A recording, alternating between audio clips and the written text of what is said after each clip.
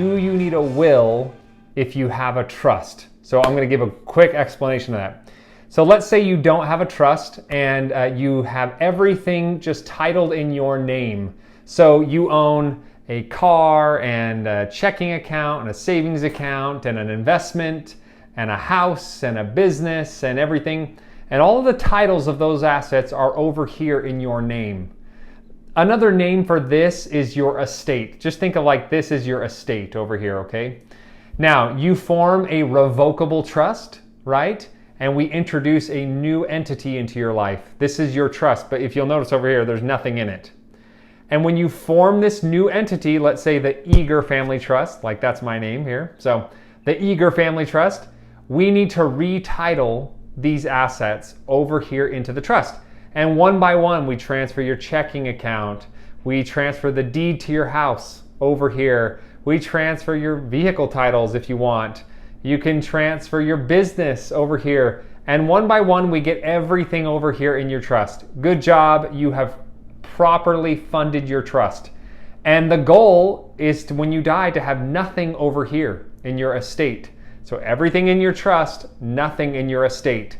But what if you pass away and your successor trustee is going around administering your assets and taking inventory of things, and we discover that your beach house you accidentally left over here and the deed is in your name still. So the name on this deed is still CJ Eager.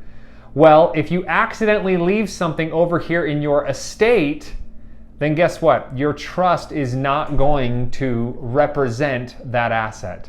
We need a document that represents this asset over here. That is why you still need a last will and testament. Now, when you have a trust, we do a special kind of last will and testament. It's traditionally called a pour-over will. Why is it called a pour-over will? A pour-over will is a really rinky-dink last will and testament, but it is a document that represents anything that you accidentally left over here. And all a pour-over will says is, hey court, if you're looking at my last will and testament, it means that I accidentally left something over here. But if I did, I want you to pour it over back into my trust when I die. Now, a lot of people have a misconception. They say, well, if the pour-over will is going to put everything over here when I die, then I'll just wait till I die and let my will do all that transferring of assets to my trust for me.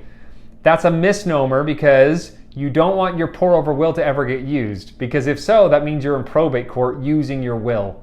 So the goal is to never have to use this will, but just in case you had to use it, you accidentally left some things over here, then at the very least you have a will that tells the court, don't give it equally to my kids, don't give it in the ways that the court says to give it. I want you to pour it over to my trust, and my trust will distribute the assets exactly how the trust document says it will.